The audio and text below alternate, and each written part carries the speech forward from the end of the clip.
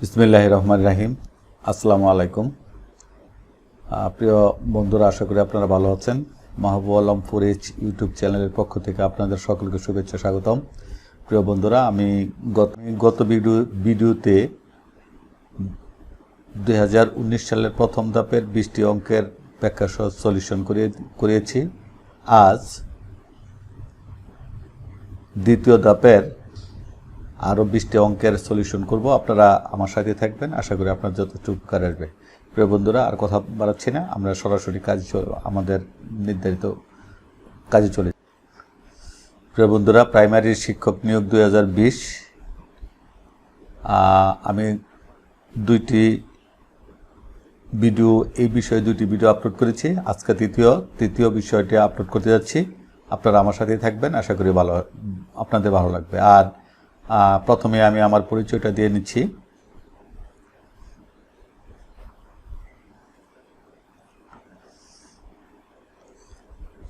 আমি মোহাম্মদ মাহবুব আলম, সিনিয়র শিক্ষক, গোরাদিয়া উচ্চ বিদ্যালয়, নরসিংদী সদর, নরসিংদী। প্রিয় বন্ধুরা, আর আমার চ্যানেলের name Mahbub Alam page 4H, অর্থাৎ মাহবুব আলম 4H। প্রিয় বন্ধুরা, আমরা চলে যাচ্ছি আমাদের প্রিয় বন্ধুরা, আপনারা দেখছেন প্রাথমিক সহকারী শিক্ষক নিয়োগ পরীক্ষা দ্বিতীয় ধাপ 2019। আমাদের ওই পরীক্ষায় প্রথম যে অঙ্কটা ছিল সেটা ছিল একটি জারে দুধ পানির অনুপাত 5:2। দুধের পরিমাণ যদি পানি অপেক্ষা 8 লিটার বেশি হয় তবে পানির পরিমাণ কত? তাহলে বিষয়টা কি আপনারা বুঝতে হবে যে দুধ ও পানির অনুপাত 5:1, অর্থাৎ দুধের অনুপাত 5 আর পানির অনুপাত হলো 1। দুধের পরিমাণ যদি 8 লিটার বেশি হয়, অর্থাৎ 8 লিটার বেশি হইলে তবে পানির অনুপাত কত? তাহলে এখানে আসলে কি বলেছে, 8 লিটার বেশি হবে দুধের পরিমাণ। তাইলে এখানে 5:4 আছে, তাইলে অনুপাতটা কত বেশি?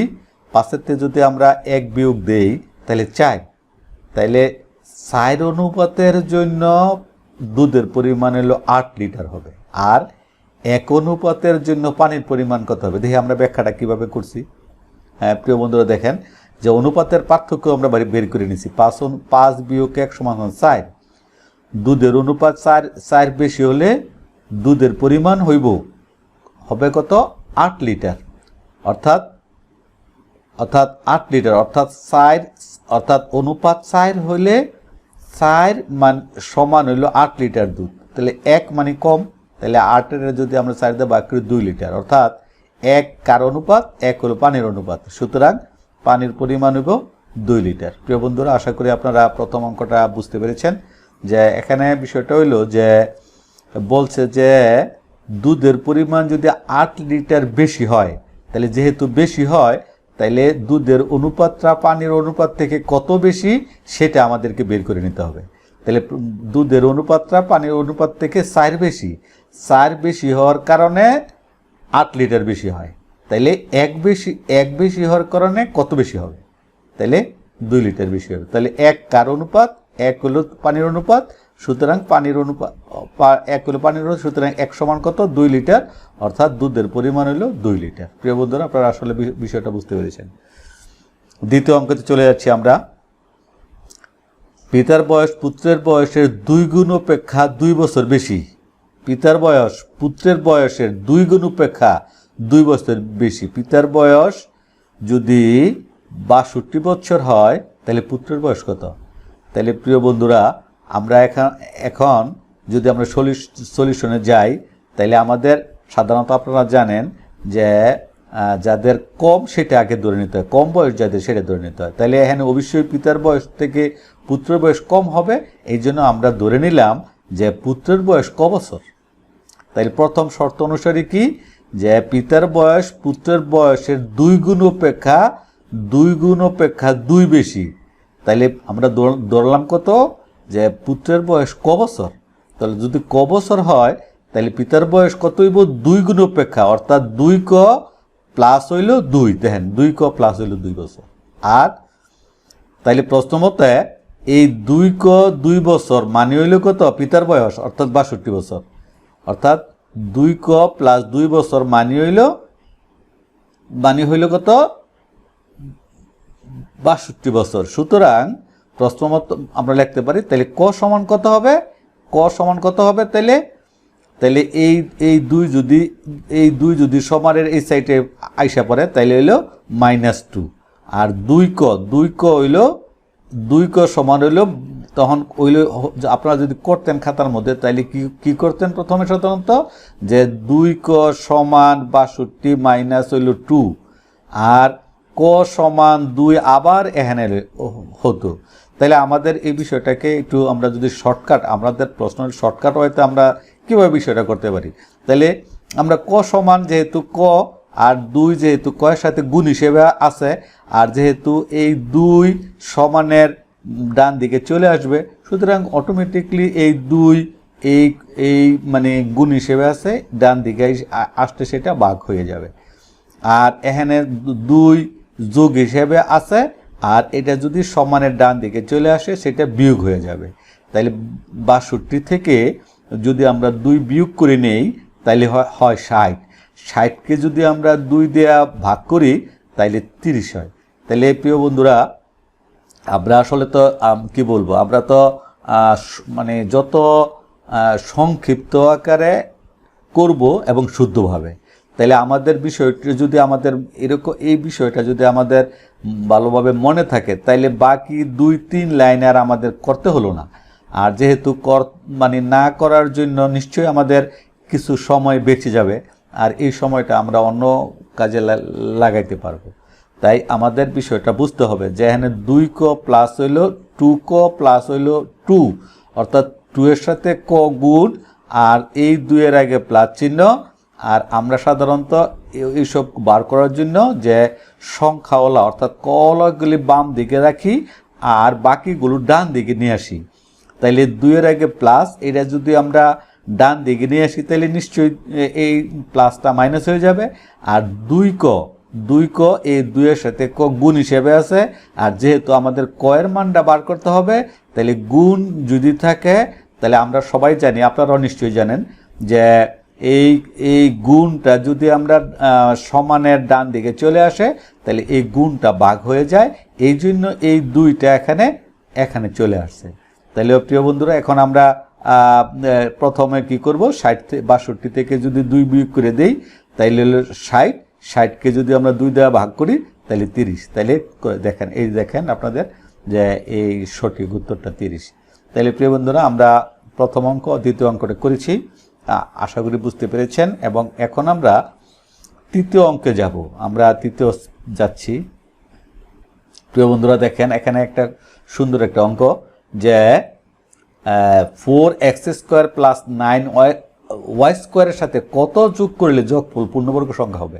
তাহলে পূর্ণবর্গ মানে হইল 4x² প্লাস 9y, যদি y হোল স্কোয়ার হইতো তাহলে এটা পূর্ণবর্গ হইলে, তাইলে এইটাকে আমরা হোল স্কোয়ার কীভাবে বানাইতে পারি সেই আমরা মানে একটু যদি ভাবি, তাহলে 4 একটা পূর্ণবর্গ সংখ্যা, x এর উপরে স্কোয়ার আছে, তাহলে 4x² যে কথা, 2x এর হোল স্কোয়ার এক কথা, প্লাস 9 একটি পূর্ণবর্গ সংখ্যা মানে আর y এর উপর হোল স্কোয়ার আছে, অর্থাৎ 9 যে কথা ও 3y হোল স্কোয়ার এক কথা। তাইলে যদি 2x এর হোল স্কোয়ার প্লাস হইল 3y এর হোল স্কোয়ার দেই, তাইলে এটাকে যদি প্রথম রাশি ধরি আর এটাকে যদি দ্বিতীয় রাশি ধরি, তাইলে আমরা a প্লাস b হোল স্কোয়ারের সূত্র একটা তৈরি করতে পারি।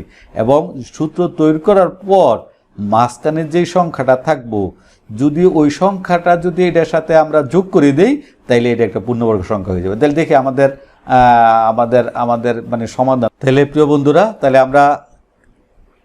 তাহলে অর্থাৎ এটা প্রথম পদ, এটা হলো দ্বিতীয় পদ, অর্থাৎ প্রথম রাশির বর্গ প্লাস দ্বিতীয় রাশির বর্গ। আমরা যদি এই প্রথম রাশি এবং দ্বিতীয় রাশি যেহেতু হোল স্কোয়ার পেয়ে ফেলছি, সুতরাং এর মাধ্যমে আমরা কিন্তু একটা a plus b whole square একটা সূত্র তৈরি করতে পারি। আর আমরা জানি a plus b whole square মানে a square plus 2b plus b square. তাহলে এটা প্রথম পদ, এই প্রথম পদের বর্গ, আর এটা দ্বিতীয় রাশির বর্গ। তাইলে এই যেহেতু মাঝখানে প্লাস, এই জন্য প্লাস, সূত্রে 2 ইন্টু প্রথম পদ ইন্টু দ্বিতীয় পদ, 2 দুগুণে 4, 3 4 12, অর্থাৎ 12xy যদি আরও থাকতো এই সংখ্যার সাথে যদি যোগ করে দেই তাইলে এই সংখ্যাটা কী হয়ে যায়, a প্লাস বি হোল স্কোয়ারের মতো হয়ে যেত। অর্থাৎ অর্থাৎ আমরা এটা সরাসরি লিখতে পারি কি 2x plus 3y whole square. আর যখন আমরা 2x plus 3y whole square লিখতে পারি তখনই বলতে পারি যে এই রাশিটা একটা পূর্ণবর্গ রাশি। আর এই রাশিটাকে পূর্ণবর্গ রাশিতে পরিণত করতে হলে আমাদের কী লাগবে, এই মাঝের অংশটুকু যোগ করতে হবে।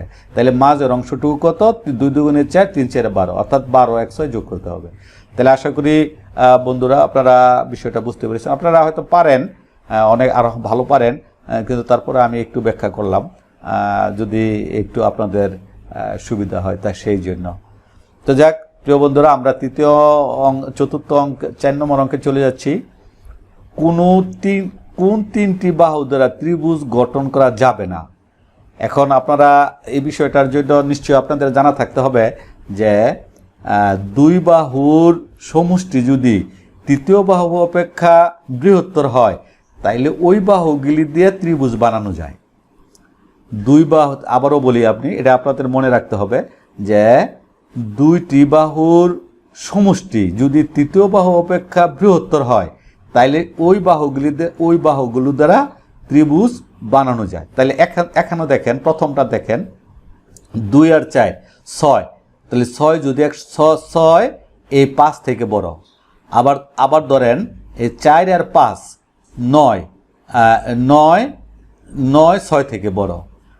এখানে দেখেন 2 আর 4 যোগ করলে 6 7 থেকে বড় না। সুতরাং অবশ্যই আপনারা এটা খুব পর্যবেক্ষণ করলে আমার ওই কথার পরিপ্রেক্ষিতে আপনারা নিশ্চয়ই বুঝতে পেরেছেন যে এই যে 2 4 7 এই 3টা বাহু দ্বারা ত্রিভুজ বানানো যাবে না। কারণ ত্রিভুজ বানানোর শর্ত হইল যে 2 বাহু সমষ্টি তৃতীয় বাহু অপেক্ষা বৃহত্তর হতে হবে, কিন্তু এটা দিয়ে বানানো যাবে। দেখুন 3 আর 4 7, এই 7 4 6 থেকে বড়। তাইলে আমরা একটু ব্যাখ্যাটা দেখি যে আমরা জানি ত্রিভুজের 2 বাহুর সমষ্টি তৃতীয় বাহু অপেক্ষা বৃহত্তর। এখানে 6 উত্তরে হইল 2 যোগ 4 6, তৃতীয় বাহু অপেক্ষা বড় না, সুতরাং 2 4 7 দ্বারা ত্রিভুজ গঠন করা যাবে না। তাহলে যাক, আমরা আশা করি আপনারা বুঝতে পেরেছেন এবং আপনাদের মনে থাকবে আশা করি এই যে বিষয়টা। এখন আরেকটা দেখেন, একটি সমকোণী ত্রিভুজের ভূমির দৈর্ঘ্য লম্ব অপেক্ষা সমকোণী ত্রিভুজ নিশ্চয়ই আপনারা জানেন যে ত্রিভুজের একটা কোণ সমকোণ, ভূমির দৈর্ঘ্য লম্ব অপেক্ষা 1 কম ভূমির দৈর্ঘ্য, তাহলে লম্ব অপেক্ষা 1 কম, তাহলে লম্ব বড় ভূমি ছোট, ভূমির দৈর্ঘ্য লম্ব অপেক্ষা 1 কম। তাহলে এর অর্থ হইল যে ভূমিটা হইল ছোট, লম্ব অপেক্ষা 1 ছোট মিটার কম, এবং লম্ব অপেক্ষা অতিভুজ। তাইলে আমরা জানি যে ত্রিভুজের বৃহত্তর বাহুটা অতিভুজ, ত্রিভুজের বৃহত্তর বাহুটাকে অতিভুজ বলে। লম্ব অপেক্ষা অতিভুজ দৈর্ঘ্য 1 মিটার বেশি হলে ত্রিভুজের অতিভুজের দৈর্ঘ্য কত। তাইলে আমরা যেটা সবচেয়ে কম ওইটা ধরে নেই, ওইটাও ধরে নিতে পারি অথবা অন্যভাবেও ধরে নিতে পারি। যেমন আমরা ধরে নিলাম লম্বের দৈর্ঘ্য হইল ক, তাইলে লম্বর দৈর্ঘ্য যদি ক হয় তাহলে ভূমির দৈর্ঘ্য কত হবে। আর এখানে বলছে কি লম্বের দৈর্ঘ্য অপেক্ষা ভূমির দৈর্ঘ্য 1 কম, তাইলে ভূমির দৈর্ঘ্য কত, ক -1। আর অতিভুজ কি লম্ব অপেক্ষা 1 বড়, তাহলে অতিভুজটা কত হবে, ক +1। তাহলে বন্ধুরা আপনারা বিষয়টা বুঝতে পেরেছেন। এখন আমরা কি জানি যে আমরা নিশ্চয়ই পিথাগোরাসের সূত্রটা আপনারা জানেন যে ভূমি স্কয়ার প্লাস হইল লম্ব স্কয়ার ইকুয়াল হইল অতিভুজ স্কয়ার। তাইলে এখানে আমরা ভূমি ক স্কয়ার সমষ্টি বা যোগ এই ক -1, এটা হইল ভূমি আর এটা হইল লম্ব, তাহলে ভূমি স্কয়ার প্লাস লম্ব স্কয়ার ইকুয়াল হইল অতিভুজ স্কয়ার, আর অতিভুজ কত, ক +1 হোল স্কয়ার। তাহলে বিষয়টা আমরা তো নিশ্চয়ই জানি যে পিথাগোরাসের সূত্র যেটা, যে ভূমি স্কয়ার যোগ লম্ব স্কয়ার ইকুয়াল অতিভুজ স্কয়ার। তাইলে আমরা এইটা সমান এটা লিখতে পারি। তাহলে এখন যদি আমরা এটাকে সূত্র করি, ক মাইনাস ওয়ানের হোল স্কোয়ার অর্থাৎ a minus b a square minus two b plus b square, তাহলে ক square two a plus one, আর ক প্লাস ওয়ান স্কোয়ার অর্থাৎ ক square plus two a two ক প্লাস ওয়ান। তাহলে এখন আমরা যদি এটাকে সমাধান করি তাহলে আমরা কি করব, যদি আমরা মানে বইয়ে একদম পুরোপুরিভাবে করি তাহলে কি করব, যে ক স্কোয়ার এখানের ক স্কোয়ার এখানের টু ক এইগুলি একসাথে আনবো আর এই খালি সংখ্যাগুলো আমরা এদিকে নিয়ে যাব। কিন্তু এতটা সময় তো আমাদের নেই, তাহলে আমরা কি সংক্ষিপ্তভাবে কি করতে পারি, এখানে একটা ক আছে, এই কটা যদি মানে এখানে একটা ক আছে, এই কটা যদি এই সমানের ডান দিকে চলে আসে তাহলে এটার আগে প্লাস চিহ্ন আছে, এটার আগে মাইনাস চিহ্ন হয়ে যাবে, তাহলে এই ক আর এই ক ভেনিশ হয়ে যাবে, তাহলে শুধু থাকবো ক স্কোয়ার। আর এখানে টু ক আর এখানে হচ্ছে মাইনাস টু ক আর এখানে হচ্ছে প্লাস টু ক। এই দুইটা ক যদি আমরা এই কটা যদি আমরা এই সমানের ডান দিকে নিয়ে আসি তাহলে মাইনাস চিহ্ন এই সাইডে এসে প্লাস হয়ে যাবে, তাহলে টু ক ফোর ক। তাইলে আর এখানে যেহেতু এইটা আর এটা বেনিশ হয়ে মানে চলে যাচ্ছে, তাহলে এখানে একটা ক স্কোয়ার থেকে যাচ্ছে, তাইলে ক স্কোয়ার সমান ফোর ক, অর্থাৎ সংক্ষিপ্তভাবে কিন্তু আমরা এইভাবে লিখে দিতে পারি। তাইলে ক সমান কত ফোর, তাহলে ক সমান কত ফোর মানে কি, ক স্কোয়ার মানে হইল ক ইন্টু ক। তাইলে আমরা যদি এখানে ক ইন্টু ক স্কোয়ার মানে হলো ক ইন্টু ক, তাহলে একটা ক যদি আমরা এই সাইডে নিয়ে আসি তাহলে ক ইন্টু, তাহলে ফোরের সাথেও ক আছে, তাহলে এখানে একটা ক এখানের একটা ক চলে যায়। অথবা যদি আমরা এই মানে এই সমানের ডান দিকে নিয়ে আসতাম তাহলে ক এর সাথে ক যেহেতু গুণ হিসেবে আছে মানে ডান দিকে নিয়ে আসলে সেটা ভাগ হয়ে যেত, তাহলে উপরের ক আর নিচের ক কাটা যেত, তাহলে ক সমান হলো 4। তাইলে আমরা ক এর মান কি ধরছি, যে ভূমি, তাহলে ভূমি সমান লম্ব, সুতরাং লম্বর মান হয়েছে ধরেছিলাম আমরা ক, তাহলে ক এর মান বের করে ফেলেছি আমরা 4। তাহলে এখন আমাদের বার করতে হবে কি অতিভুজের মান, তাহলে অতিভুজ সমান কত, ক প্লাস ওয়ান, তাহলে ক প্লাস ওয়ান মানে হইল ক প্লাস ওয়ান, ক হইল 4 আর ভূমি হইল মানে 1 সমান হইল 5, এই ক এর মান হইল 4 আর ভূমির মান হইল 1। এখানে অবশ্য আমাকে আসলে এখানে যদি আমি ক প্লাস ওয়ান আমি সরাসরি লিখে ফেলছি, অর্থাৎ ক হইল 4 আর ভূমি হইল 1 সমান হইল 5। আর আমরা যদি খাতার মধ্যে করতাম তাহলে নিশ্চয়ই কি করতাম, যে ক 4 লিখতাম প্লাস 1 লিখতাম, তারপরে আমরা 5 লিখতাম, আর এখানে আমরা সরাসরিভাবে লিখে ফেলেছি। আর আমাদের বিষয়টা হইল আমরা যখন পরীক্ষা দিব তখন আমরা এতটুকু বের করার পর ক আর এটা আমাদের করারও দরকার হয় না, যেহেতু ক সমান 4 পেয়ে ফেলছি, আর ক এর মান যেহেতু লম্ব আর অতিভুজ যেহেতু ক প্লাস ওয়ান, তাহলে 4 আর এই 1 5, আমরা 5 পেয়ে যেতাম, আমরা এখানে টিক চিহ্ন দিয়ে দিতাম। তাহলে প্রিয় বন্ধুরা, আপনারা অর্থাৎ সময় সংক্ষিপ্ত করার জন্য যে বিষয়টা আপনাদের করা দরকার ঠিক সেটাই করা দরকার যতটুকু, অর্থাৎ আপনি যদি, আমার মনে হয় আপনারা যদি আরও অভিজ্ঞ হন তাহলে এতটুকু করার পরেই আপনারা বুঝে ফেলবেন যে কয়ের মান 4 হয়, এবং কয়ের মান যদি 4 হয় তাহলে অতিভুজ হইল সাথে 1 যোগ, তাহলে অতিভুজের মান হইব 5, আপনারা 5কে টিক চিহ্ন দিয়ে দিতে পারবেন। তাহলে বন্ধুরা, আপনারা এই বিষয়গুলি একটু প্র্যাকটিস করার পর দেখবেন আপনারা নিজে এরকম যদি চলে আসে আপনারা খুব সহজে পেয়ে যাবেন। আর আমার মনে হয় এরকম ধারণা যখন থাকবে তখন এইরকম না আসলেও আপনারা এই ধারণার ভিত্তিতে আপনারা খুব সহজেই আমার মনে হয় মানে গণিতের অ্যান্সারগুলো করতে পারবেন। যাক, আমি এখন পরবর্তী অঙ্কটাতে চলে যাচ্ছি। পরবর্তী অঙ্কটা কি আমরা দেখি প্রিয় বন্ধুরা। পরবর্তী একটা জ্যামিতি থেকে একটি অঙ্ক, একটি ত্রিভুজের 3 কোণের অনুপাত 1:2:3 হলে ত্রিভুজটি কি? দেখেন বন্ধুরা, আমরা জানি সাধারণত যে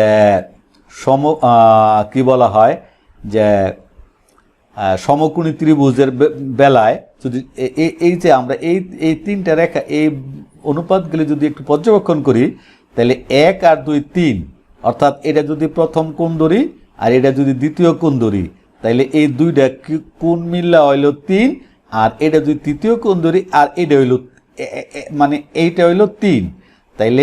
তাইলে বিষয়টা হইল যে আমরা জানি যে ত্রিভুজের 3টি কোণ থাকে আর 3টি কোণের সমষ্টি হইল 180 ডিগ্রি বা 2 সমকোণ। তাইলে 2 সমকোণের মধ্যে একটা হইল সমকোণ 90 ডিগ্রি আর দুইটা কোণ মিললে হইল 90 ডিগ্রি। তাইলে যেহেতু এই দুইটা কোণ একসাথে যোগ করলে 3 হয় এবং এখানে 3 আছে, তাইলে বোঝা গেল যে এই 3টা হইল 90 ডিগ্রি আর এই 1 আর 2 এই দুইটা কোণ মিলে হলো 90 ডিগ্রি। তাইলে যদি 90 ডিগ্রি হয় আর এটা যদি তাইলে একটা কোণ যদি সমকোণ হয় তাইলে অবশ্যই কোণটা সমকোণী ত্রিভুজ। তাহলে সমকোণী ত্রিভুজের সংজ্ঞা নিশ্চয়ই আপনারা জানেন যে যে ত্রিভুজের একটা কোণ সমকোণ তাকে সমকোণী ত্রিভুজ বলে। এখন আমরা ব্যাখ্যাটা দেখি কি লিখছি, আমরা একটু বড় করে লিখছি, অবশ্য দেখা যাচ্ছে। তা আমরা জানি ত্রিভুজের 3 কোণের সমষ্টি 180 ডিগ্রি বা 2 সমকোণ। সমকোণী ত্রিভুজের সমকোণ বাদে অপর দুইটি কোণের সমষ্টি 90 ডিগ্রি। তাহলে আমি যে ব্যাখ্যাটা করছি, যেমন ধরেন যে অপর সমকোণ বাদে অপর দুইটি কোণের সমষ্টি হলো 90 ডিগ্রি। তাহলে 2 আর এলো 1 3 আর এখানে হলো 3, তাহলে এই দুইটা মিলে যত সমান আর অর্থাৎ 3 সমান 3। তাহলে 3 সমান 3 মানে হইল কি যে এই 3 হইল 90 আর এই 3 হইল 90, অর্থাৎ এই দুইটা কোণে মিলে হইল 90 ডিগ্রি আর এই একটা কোণ মিলে হইল 90 ডিগ্রি। তাহলে একটা কোণ যদি 90 ডিগ্রি হয় তাহলে কোনো ত্রিভুজের একটা কোণ যদি 90 ডিগ্রি থাকে তাকে সেই ত্রিভুজকে আমরা অবশ্যই সমকোণী ত্রিভুজ বলবো। তাইলে এখন আপনারা খুব তাড়াতাড়ি বুঝে ফেলছেন যে এটা একটি সমকোণী ত্রিভুজ। তা আরও লেখা আছে এখানে, যেমন এখানে প্রথম 2 কোণের অনুপাতের সমষ্টি, যেহেতু প্রথম 2 কোণের অনুপাতের সমষ্টি যেমন 1 + 2 = 3 সমষ্টি, যেহেতু 3 কোণের অনুপাতের সমান, সুতরাং ত্রিভুজটি সমকোণী ত্রিভুজ ইজিলি। যাক, আমরা 7 নম্বর আমরা নিশ্চয়ই বুঝতে পেরেছেন। আর এই বিষয়টা আপনাদের মাথায় থাকতে হবে, এরকমই আসে আপনাদের। আমি দেখছি বিভিন্ন আমি প্রায় আপনাদের যেই বিগত সময়গুলিতে যেই প্রশ্নপত্রগুলি আসে ঠিক এই ধারাই আসে, এইরকমই আসে। অবশ্য আপনারা যদি ত্রিভুজটা এঁকে নিতেন তাহলে একটু, আমি এঁকে দিতাম তাহলে একটু ভালো হতো আপনাদের। তো যাক, পরবর্তী ক্লাসে যদি এরকম পাই আমি ত্রিভুজটা এঁকে আপনাদেরকে বিষয়টা আরো ডিটেলস বুঝিয়ে দিব, তাই যাতে আপনারা খুব সহজেই ব্যাপারটা বুঝতে পারেন। যাক, এখন আমরা দ্বিতীয় 7 নম্বর অঙ্কে চলে যাচ্ছি। x - y² সমান 10 xy 1 x² + y² মান কত? তাহলে x² + y² মান কত? তাহলে এটা খুব সহজ একটা অঙ্ক। x² + y² এর সূত্র হইল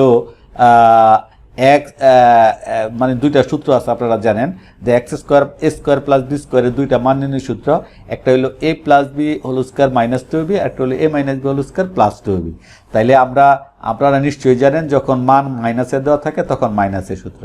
তো তখন আমরা এটা কিভাবে করলাম হইলে সাধারণত যে x² আমরা করতাম যে x - y² + 2 × x × y xy x। তাইলে x + x - y² এর মান হলো 10। তাহলে আমরা সরাসরি দেখেন, আমরা লেখা x - y² এর মান বানছি, এটা 10। আর এই যেহেতু এখানে মাইনাস যদি হয় এখানে প্লাস, তাহলে 2 × 1 = হলো 12। সাধারণত যদি আপনারা আরও মানে একটু বুদ্ধি খাটান তাইলে সাধারণত এরকম মান নির্ণয়ের অঙ্ক যদি আসে সাধারণত, আর এখানে যদি স্কয়ার না থাকতো তাহলে যদি এরকম হতো যে x - y = 10 xy = 1 x² + y² = what, তাইলে আমরা কি করতাম যে এই যেই মানটা আছে এই মানটার উপরে আমরা হোল স্কোয়ার দিতাম সরাসরি, এত কিছু আমরা দরকারও হয় না। এই মানটার উপর আমরা যদি এরকম হয় তাহলে এই মানটার উপর আমরা হোল স্কোয়ার দিব, আর এই মান যদি মাইনাসে থাকে তাইলে আমরা তার সাথে সূত্রের 2 আর XY এর মানটা আমরা গুণ করে দেব। তাহলে 10 10 100 আর প্লাস, আর যদি 1 যদি তাহলে 2 × 1 2 × 2 102 হয়ে যেত। আর যেহেতু এখানে x - y হোল স্কোয়ার সমান 10, সুতরাং এই 10 এর উপর আর আমাদের হোল স্কোয়ার, এই 10 মানে এই 10 এর উপর আর আমাদের হোল স্কোয়ার দিতে হলো না। সুতরাং আমাদের হেডের মান চলে আসছে এই 12, এই যে 12 আপনারা দেখতেছেন 12, যদিও এটা হাইলাইট করা নাই কেন জানি না, হয়তো খেয়াল ছিল না আমার করার জন্য। তো বিষয়টা বুঝতে পারতেছেন যে এরকম যদি আসে, আমি আবারও বলি, এরকম যদি আপনাদের অঙ্ক আসে তাইলে আপনারা এত কিছু লেখারই দরকার নেই। যদি তবে আপনার যেটা মনে থাকতে হবে সেটা হলো সূত্রটা মনে থাকতে হবে। আর সূত্রটা হইলো যে মান নির্ণয়ের স্কোয়ারের মান নির্ণয়ের সূত্র হইলো দুইটা। একটা হইলো যদি একই সূত্র দুইটা, যেমন x² + y² = x + y whole square, x + y whole square - 2b, অথবা x - y whole square + 2b। তো এতটুকু বিষয় তো আপনাদের জানা থাকতেই হবে, নয়তোবা আপনি তো পারবেন না। আর যদি আপনি এই সূত্রটা আপনার যদি জানা থাকে তাহলে আর এই বিষয়টা আর আমাদের লেখারই দরকার নেই, কারণ আমরা জানি যে মানের উপর বর্গ, আর যদি এখানে মাইনাস থাকে তে প্লাস দিয়ে 2 এর সাথে পরের মানের গুণফল ইকুয়াল রেজাল্ট, অর্থাৎ ইকুয়াল মানে দুইটা একসাথে যোগ করলে রেজাল্টটা চলে আসে। তাহলে অবশ্যই আমাদের 12, সুতরাং এখানে রেজাল্টটা আসবে 12। তাহলে বন্ধুরা আমরা আরেকটা অঙ্কে চলে যাচ্ছি। 3টি সংখ্যার গড় 6 এবং ওই 3টি সংখ্যা সহ মোট 4টি সংখ্যার গড় 9। চতুর্থ সংখ্যা কত? চতুর্থ সংখ্যার অর্ধেকের মান কত? তাহলে আমাদের চতুর্থ অর্ধেকের মান বার করতে গেলে অবশ্যই প্রথমে আমাদের চতুর্থ সংখ্যাটা বের করতে হবে, আমাদের মাথায় আসতে হবে। আর অর্ধেক মানে হইলো যেই মানটা আসবে ওই মানটাকে যদি আমরা 2 দিয়ে ভাগ করে দেই তাহলে অর্ধেক হয়ে যাবে। এখন গড় আর সমষ্টি, অর্থাৎ গড় মানে রাশি সংখ্যা, আর হইলো ভাগ হইল রাশি সমষ্টি, ভাগ হইছে রাশি সংখ্যা, এই হইল গড়। আর সমষ্টি হইল রাশি সংখ্যা, আর হইল গুণ হইল গড়। অর্থাৎ 3টি সংখ্যার গড় 6, অর্থাৎ 3টি সংখ্যার গড় 6 মানে সমষ্টি হইব 318। 3টি সংখ্যা সহ মোট 4টি, তাই 4টি সংখ্যার গড় হইল 9, তাহলে 4টি সংখ্যার সমষ্টি হইল 4 নং 36। তাহলে 36-এর থেকে যদি 18 আমরা 318 যদি আমরা বিয়োগ দেই, বিয়োগ করার পরে যেই ফলটা চলে আসবে এইটা হইব চতুর্থ সংখ্যা। আর ওই চতুর্থ সংখ্যার অর্ধেক তাকে 2 দিয়ে যদি ভাগ করলে আমাদের মানটা চলে আসবে। তো সুতরাং আমরা যদি আপনারা একটু বুদ্ধি খাটান তাহলে এইরকম যদি আসে আপনাদের কাগজ কলম লাগার কথা না। আর যেহেতু আমি বিষয়টা আপনাদের সাথে আর একটু উপস্থাপন করতেছি, সুতরাং তার থেকেও আপনারা হয়তো এই বিষয়গুলি একটু অনুধাবন করতে পারতেছেন, এবং আশা করি আপনারা যদি এই বিষয়গুলি একটু মনোযোগ সহকারে দেখেন তাহলে এরকম আসলে আপনাদের কাগজ কলম লাগবে না। তো যাক, আমরা দেখি ব্যাখ্যাটা আসলে কিভাবে করছি আমি। হ্যাঁ, ব্যাখ্যাটা তাই ঠিক। 3টি সংখ্যার যোগফল মানে সমষ্টি। তাহলে সমষ্টি গড় থেকে সমষ্টি বার করতে হইলে মানে গড়কে ওই সংখ্যা দিয়ে গুণ করতে হয়।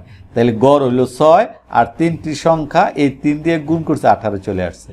এখানে গড় হইল 9, আর সংখ্যা হইল 4টি, এই জন্য 9কে 4 দিয়ে গুণ করছি, এই জন্য যোগফল বা সমষ্টি চলে আসছে। তাই এখানে হলো 4টার গড়, 4টার সমষ্টি, আর উপরে হইল 3টার সমষ্টি। তাই 4টার সমষ্টি থেকে 3টার সমষ্টি যদি আমরা বাদ দেই তাহলে ও চতুর্থ সংখ্যাটির সংখ্যা মানে অঙ্কটি চলে আসে। তাইলে 18 থেকে যদি আমরা 36 থেকে 18 যদি বাদ দেই তাহলে 18 হইল আমাদের এই যে এখানের মধ্যে যে 4টি সংখ্যার একটা হইল 18, আর 3টা তো এখানে আছেই। তাইলে 18 অর্ধেক হইল কত? 2 দা ভাগ 9, অর্থাৎ এখানে কত? এই যে 9, দেখেন আপনারা 9 ইন্ডিকেট করা আছে 9। তাইলে প্রিয় বন্ধুরা, আমরা 8 নম্বর অঙ্কটা বুঝে ফেললাম। এখন আমরা চলে যাব পরের পৃষ্ঠায়। এই সুন্দর একটা অঙ্ক। আমার মনে হয় এরকম অঙ্কগুলি প্রায় আমি দেখি এবং অনেক দেখেছি আপনাদের বিভিন্ন প্রশ্নের মধ্যে। এই রকমের একটা অঙ্ক অনেকবার দেখেছি। আর আগে যা করছি এই অঙ্কগুলো আমি অনেকবার দেখি, আগের অঙ্কটাও আমি অনেকবার দেখেছি আপনাদের এরকম, হয়তো সংখ্যাগুলো একটু চেঞ্জ করা থাকে। আচ্ছা, 9 নম্বর অঙ্কটা হলো 9 নম্বর অঙ্কটা হলো একটি গাড়ির চাকা প্রতি মিনিটে 12 বার ঘুরে। গাড়ির চাকা তো নিশ্চয়ই গাড়ির চাকা গোলাকার থাকে, হ্যাঁ, আপনারা নিশ্চয়ই 12 বার ঘুরে। তাহলে অর্থাৎ 1 মিনিটে 12 বার ঘুরে। তাহলে অর্থাৎ এখানে চাকাটি 5 সেকেন্ডে কত ডিগ্রি ঘুরবে, কত ডিগ্রি ঘুরবে, আসলে ঘুরবে বানানটা ভুল হয়েছে এখানে, কত ডিগ্রি ঘুরবে। তো একটি গাড়ির চাকা প্রতি মিনিটে 12 বার ঘুরে। তাহলে আপনারা একটু চিন্তা করেন যে আসলে আপনারা কি করতেন। আসলে গাড়ির চাকা, তো গাড়ির চাকা বলতে যখনই আসলো তখনই গোলাকার, প্রতি মিনিট মানে হলো মানে 1 মিনিট আর 12 বার ঘুরে। আর এখানে হয়েছে সেকেন্ড, 5 সেকেন্ড।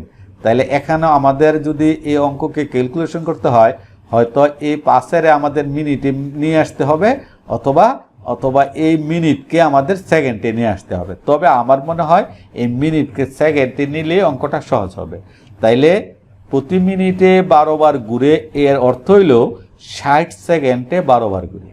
তাইলে 60 সেকেন্ডে 12 বার ঘুরে, 60 সেকেন্ডে 12 বার ঘুরে। তাইলে আবার কি কইছে, একটি চাকা প্রতি মিনিটে 12 বার ঘুরে। তাইলে 12 বার ঘুরে মানে এটা চাক্কা হয়, এটা 12টা ঘুরুনি দেয়, অর্থাৎ 12টা ঘুরে। তাইলে একটা গোলাকার কোনো চাকা যদি একবার ঘুরে তাইলে এটা 360 ডিগ্রি ঘুরে। কারণ এখানে 90 ডিগ্রি, দেখেন আপনি, এখানে আমি বিষয়টা দিয়ে দিচ্ছি, এখানে 90 ডিগ্রি, এখানে 90 ডিগ্রি, এখানে 90 ডিগ্রি, এখানে 90 ডিগ্রি, অর্থাৎ 360 ডিগ্রি।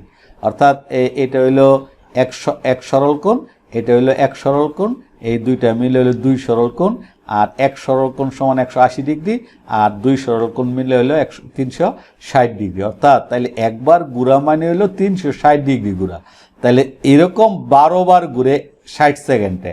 তাহলে 360-এর 12 দা গুণ করলে যেই রেজাল্টটা চলে আসবে সেটা হলো 60 সেকেন্ডে ঘুরে। 60 সেকেন্ডে এতবার সে এত ডিগ্রি ঘুরবে। এবং তখন যখন 60 সেকেন্ডে এই 12 ইন্টু 360 গুণ করার পরে যে রেজাল্টটা আসবো, ওই রেজাল্টটাকে যদি আমরা 5 দিয়ে যদি আমরা ভাগ করি তাহলে আমাদের কতবার ঘুরবে সেই বিষয়টা চলে আসবে। তাহলে আমরা দেখি, আমরা আসলে এখানে আপনাদের প্রশ্নের মধ্যে দেওয়া আছে যে 360 বারই ঘুরে 5 সেকেন্ডে। তাহলে দেখি 360 বার ঘুরে কিনা, আমরা একটু দেখি। চাকা ব্যাখ্যা আমি এইভাবে এইভাবে করছিলাম যে চাকা গোলাকার, তাই একবার ঘুরলে 1 মিনিটে বা 60 সেকেন্ডে 360 ডিগ্রি ঘুরবে। তাহলে এই বিষয়টা আপনারা বুঝতেছেন যে যদি আমরা তো এত কিছু লেখার সময় নাই, তাহলে আমরা সরাসরি পরীক্ষার খাতায় কি লিখতাম, আমরা যে 60 সেকেন্ডে 360 ডিগ্রি ঘুরে। তাইলে 12 বার ঘুরে, অর্থাৎ 60 সেকেন্ডে 12 বার। তাহলে 360-এর আমরা কি করতাম, 12 দা গুণ করতাম, তাহলে এত ডিগ্রি ঘুরে। তাহলে এত ডিগ্রি ঘুরে কয় সেকেন্ডে, 60 সেকেন্ডে, অর্থাৎ 60 সেকেন্ডে। তাহলে 5 সেকেন্ডে ঘুরবো কত, তাহলে আমরা লিখবো কি যে 60 সেকেন্ডে ঘুরে এত ডিগ্রি, 1 সেকেন্ডে ঘুরে কত, 5 সেকেন্ডে ঘুরে কত। তাইলে 60 সেকেন্ডে যদি এত ডিগ্রি ঘুরে 1 সেকেন্ডে কম, তাইলে এই 4320-এর 60 দা ভাগ এবং 5 সেকেন্ডে বেশি 5 দা গুণ। তাইলে আমরা এত কিছু করার কি সময় আমরা পাবো যে 1 সেকেন্ডে? তাইলে আমাদের মাথায় থাকতে হবে যে এটা 60 সেকেন্ডে এটা ঘুরে, তাহলে 5 সেকেন্ডে কত ঘুরবে। তাহলে মনের ভিতরে থাকতে হইব যে 1 সেকেন্ডে কম, কারণ আপনি 5 সেকেন্ড বের করতে হইলে 1 সেকেন্ডে কতবার ঘুরে সেটা বের করে নিতে হবে। তাহলে 1 সেকেন্ডে কতবার ঘুরে সেটা বের করে নেওয়ার জন্য আপনাকে অবশ্যই 60 দিয়ে ভাগ করতে হবে। ভাগ করার পর যে ভাগফলটা চলে আসবে, ওই ভাগফলটাকে যদি এখানে 5 সেকেন্ড থাকে তাহলে 5 দা গুণ করে দেবেন, যদি 10 সেকেন্ড থাকে তাহলে 10 দা গুণ করে দেবেন। তাহলে এরকম গুণ করে দিলে 360, অর্থাৎ আপনারা দেখেন এই 0 কাটা 6 দা যদি আমরা কাটি 6 6 7 42 1 6 6 7 42 6 2 12 অর্থাৎ 72 5 আর এটাতে গুণ করলে 360 ডিগ্রি চলে আসে, অর্থাৎ দেখেন আপনাদের এখানে 360 ডিগ্রি। তো সুতরাং আপনাদেরকে বিষয়টা একটু চিন্তা করতে হবে যে আসলে এই বিষয়গুলি, ম্যাথের বিষয়গুলি আপনি যখন একটু মাথা খাটাবেন তখন দেখবেন এর থেকেও আরও সহজভাবে আরও সংক্ষিপ্ত আকারে আপনি এটার মানটা আপনার চলে আসছে। তবে যত কিছুই বলেন আপনাকে প্র্যাকটিস করতে হবে এবং ডেলি প্র্যাকটিস করতে হবে। যদি প্র্যাকটিস করেন তাইলেই এই বিষয়গুলি আপনার ব্রেন থেকে চলে আসবে। আর যদি মনে করেন আপনি একবার দেখলেন হয়তো দেখার মতো, কিন্তু প্র্যাকটিস করলেন না, কিন্তু এটা দেখবেন যে এটা খুব বেশিভাবে স্থায়ী হবে না। তাই আপনাকে বারবারই, অর্থাৎ আমরা যারা শিক্ষকতা করি, আমরা শিক্ষক ছাত্রদেরকে বলি যে অঙ্ক করা না, অঙ্ককে চর্চা করতে হয়। অঙ্ক করা মানে হলো এক, আর চর্চা করা মানে এক। যারা অঙ্ককে চর্চা করে তাদের জন্য এই বিষয়গুলি খুব মানে কি বলবো, তারা তো এই বিষয়গুলি মানে খাতা কলমে লিখবে না, তারা খাতা কলম ছাড়াই এই গুণ ভাগ তারা ইজিলি করে ফেলবে এবং এই অঙ্কগুলি করে ফেলবে। কিন্তু যারা অঙ্ক করে তাদেরকে কিন্তু এইভাবে করতেই হয়, এবং সেটা যারা করে তারাও পারে, কিন্তু সময় অনেক বেশি লাগে। কিন্তু আমাদের বিষয়টা হলো যে আমাদের পরীক্ষার সময় তো মাত্র 100 মিনিট, আর 100 মিনিটে 100টা প্রশ্ন জবাব দিতে হবে। আর যদি আপনার এইরকম একটা অঙ্কই যদি আপনাকে অনেক সময় ব্যাপী করতে হয়, তাইলে তো আপনি অন্যান্য প্রশ্নের জবাব দিতে পারবেন না। আর যদিও দিতে হয় হয়তো মানে খুব তাড়াহুড়া করবেন, আর তাড়াহুড়া করার জন্য হয়তো দেখা যাবে যে আসলে আপনি কি দিলেন, কি টিক চিহ্ন দিলেন, আপনি সঠিক দিলেন কি না অনুমান করে দিলেন। আর অনুমান মানেই তো মিথ্যা, আপনারা জানেন নিশ্চয়ই। আপনাকে যদি সঠিকভাবে দিতে হয় তাহলে এই গণিত থেকে আপনাকে চর্চা করতে হবে। আপনি আমার যেই প্রশ্নগুলো, আমার যে গণিতগুলি থাকবে, আপনি আমার মতো একটু চর্চা করেন, আর আমার কথাগুলো আপনি একটু মাথায় রাখেন। যদিও আমরা জানি আপনারা অনেক অভিজ্ঞ মানুষ, আসলে আপনাদেরকে শেখানোর মতো যোগ্যতা আমার নেই, তবু আপনাদের সহযোগিতার জন্য আমি এইসব কথাগুলি বলছি। আর তারপরে যদি কিছু বেশি বলে থাকি তাইলে এটা আসলে আপনারা ক্ষমার দৃষ্টিতে দেখবেন। যাক, আমরা 10 নম্বর অঙ্কে চলে যাচ্ছি। একটি আয়তাকার বাগানের দৈর্ঘ্য প্রস্থ যথাক্রমে 150 মিটার 100 মিটার। আয়তাকার বাগানের দৈর্ঘ্য প্রস্থ 150 আর হলো 100 মিটার। দৈর্ঘ্য হলো 150 আর হলো প্রস্থ হলো 100 মিটার। আর বাগানের দৈর্ঘ্য, বাগানের 20% বাড়ছে আর প্রস্থ 10% বাড়লে, মানে এই 150-এর 20% আর 100-এর 10%, তাহলে 150-এর 20% কত? 150-এর 100/120। দেখেন, অঙ্ক করতে হয় না, কারণ পার্সেন্ট বার করার জন্য কি করতে হয়, এই 150-এর মানে দৈর্ঘ্যটা হবে কি 150-এর 120/100। 120 আসলো থেকে সাধারণত কত 20% বাড়ে, মানে কি 100-তে বাড়ে 20, তাহলে 100-তে 20 মানে 100-র সাথে 20 যোগ হয়, তাহলে 100-তে 20। আবার 10% মানে হলো 110।